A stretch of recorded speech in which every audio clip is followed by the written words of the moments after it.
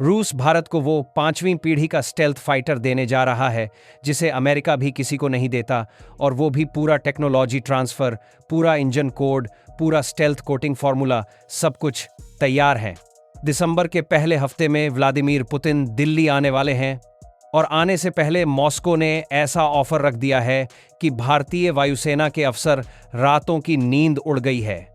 नाम है सू-27। रूस का सबसे खतरनाक, सबसे एडवांस्ड और दुनिया का एकमात्र ऑपरेशनल 5th जनरेशन फाइटर जो अभी तक सिर्फ रूस के पास था। लेकिन अब रूस कह रहा है, ले लो, पूरा का पूरा बना लो भारत में। इंजन भी अपना बना लो, रडार भी अपना, स्टेल्थ कोटिंग भी अपनी, और हां, हम साथ मिलकर 2 सीटों वाला वर्जन भी डेवलप कर लेंगे, खास भारतीय एयरफोर्स के लिए। सवाल यह है, क्या यह ऑफर सच में इतना बड़ा है जितना लग रहा है, या इसके पीछे कोई बड़ा जियोपॉलिटिकल गेम चल रहा है? चलिए शुरू से खोलते हैं। साल 2007 में भारत और रूस ने मिलकर FGFA प्रोजेक्ट शुरू किया था। भारत $6 बिलियन देने को तैयार था, लेकिन 2018 में भारत बाहर निकल गया। वजह, रूस टेक्नोलॉजी नहीं दे रहा था, स्टेल्थ की डिटेल छुपा रहा था, सोर्स कोड नहीं दे रहा था, इंजन की पूरी जानकारी नहीं दे रहा था। भारत ने कहा, बस हम अपना एमसे बनाएंगे।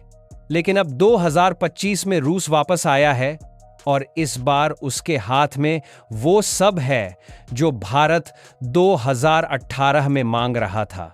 रूस की कंपनी रोसोबोरोनेक्सपोर्ट ने ऑफिशियल स्टेटमेंट दी है, हम भारत को सू-27 नहीं बेच रहे, हम भारत को सू-27 बनाने की पूरी फैक्ट्री दे रहे हैं। लाइसेंस प्रोडक्शन नहीं, पूरा टेक्नोलॉजी ट्रांसफर।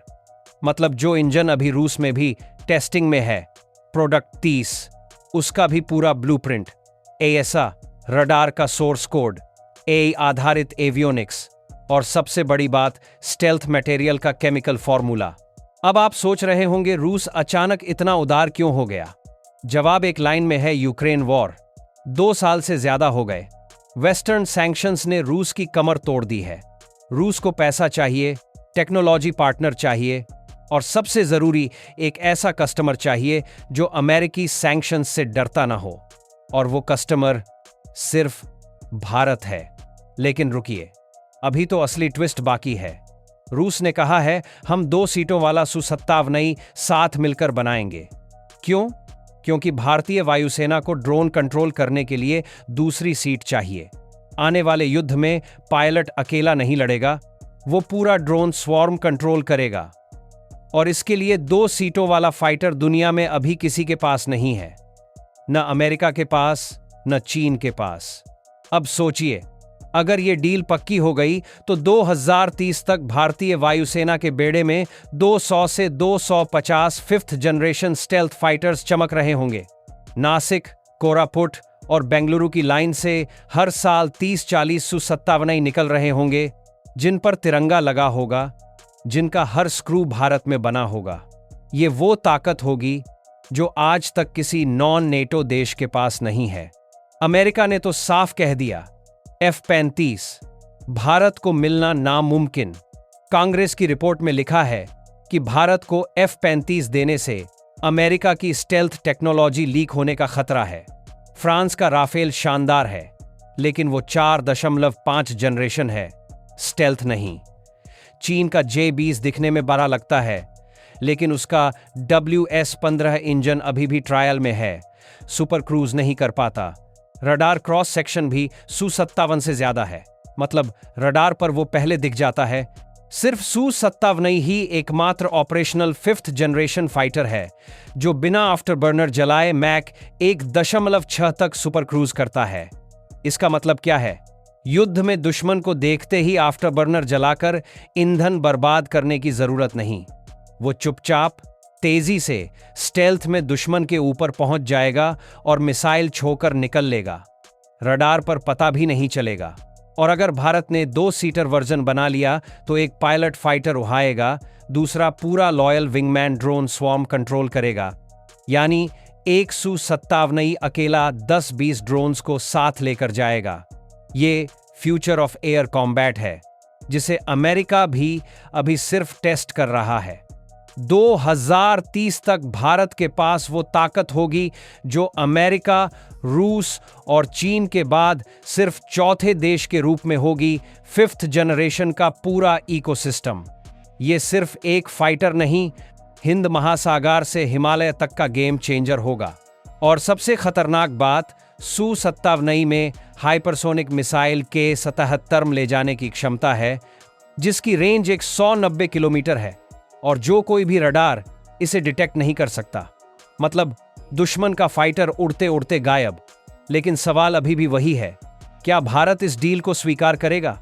पहली बात, अमेरिका बहुत नाराज हो जाएगा। S-400 की वजह से पहले ही काटसा का डर है। अगर Su-27 आ गया तो F-35 का सपना हमेशा के लिए खत्म। दूसरी बात, क्या रूस पर अभी भी भरोसा किया जा सकता है? यूक्रेन वॉर में Su-27 ने अभी तक एक भी डॉग फाइट नहीं लड़ा। क्या ये फाइटर सच में इतना घातक है जितना रूस दावा करता है?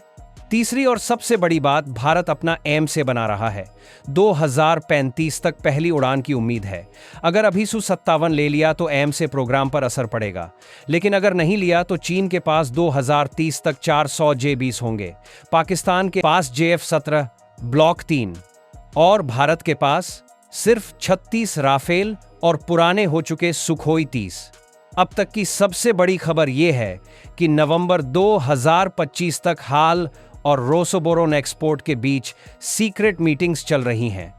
पुतिन की विजिट से पहले एक छोटा सा मूव साइन हो सकता है। अगर ऐसा हुआ तो यह भारत रूस डिफेंस रिलेशन का सबसे बड़ा मोमेंट होगा। ब्रह्मोस के बाद कल्पना कीजिए, नासिक की फैक्ट्री में Su-27 की बॉडी बन रही है, बेंगलुरु में इसका एसा रडार, कोरापुट में प्रोडक्ट 30 इंजन और पुणे में हाइपरसोनिक मिसाइल इंटीग्रेट हो रही है। पूरा का पूरा फाइटर मेड इन इंडिया। कोई सैंक्शन नहीं रोक सकता, कोई पार्ट्स नहीं रुक सकते। लेकिन अभी एक सवाल बाकी है, क्या रूस सच में पूरा सोर्स कोड देगा या फिर 2018 वाला खेल दोहराएगा? क्या पुतिन की विजिट में सिर्फ फोटो सेशन होगा या असली डील साइन होगी? और सबसे जरूरी, अगर ये डील हो गई तो हिंद महासागर से लेकर लद्दाख तक पावर बैलेंस हमेशा के लिए बदल जाएगा। अब आप बताइए कमेंट में, क्या भारत को ये डील स्वीकार कर लेनी चाहिए या MCA पर फोकस करना चाहिए? और हाँ, अगर आपको लगता है कि ये वीडियो आपके दोस्तों को भी देखना चाहिए जो डिफेंस और जियोपॉलिटिक्स में इंटरेस्ट रखते हैं, तो अभी शेयर कर दीजिए। अगर आप ऐसे ही हर हफ्ते सबसे गहरे डिफेंस एनालिसिस, सबसे लेटेस्ट जियोपॉलिटिकल अपडेट्स और सिनेमैटिक स्टोरी टेलिंग चाहते हैं तो अभी सब्सक्राइब कर लीजिए और बेल आइकन दबा दीजिए, क्योंकि अगले हफ्ते मैं लेकर आने वाला हूं वो खुफिया रिपोर्ट जिसके बारे में अभी तक कोई भारतीय चैनल नहीं बोल रहा। चीन का 6ठी पीढ़ी का फाइटर और भारत का जवाब। और हां, अगर आप चाहते हैं कि मैं Su-27 और F-35 का हेड टू हेड कंपैरिजन करूं अगले वीडियो में, तो कमेंट में Su-27 वर्सेस F-35 लिख दीजिए। जितने ज्यादा कमेंट्स आएंगे उतनी जल्दी वीडियो आएगा। तो मिलते हैं अगले वीडियो में, तब तक के लिए जय हिंद।